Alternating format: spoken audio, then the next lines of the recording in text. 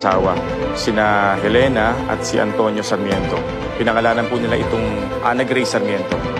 Paano niyo naatim na tulungan yung isang ina na ginawang miserableng buhay ng anak niya? Kung bibigyan ka ng pagkakataon, gusto mo bang makilala ang tunay mong ina? Hindi. Ana, sandali. Bakit may kailangan pa ho ba kayo? Gusto ko lang magpasalamat kasi nagsalita ka. Ano ho ba nangyari? Ba't parang nagbago yung ihip ng hangin?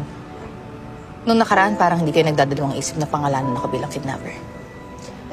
Kailangan kong puntahan ng lahat ng anggulo ng kwento ni Grace, kaya importante din na makausap kita.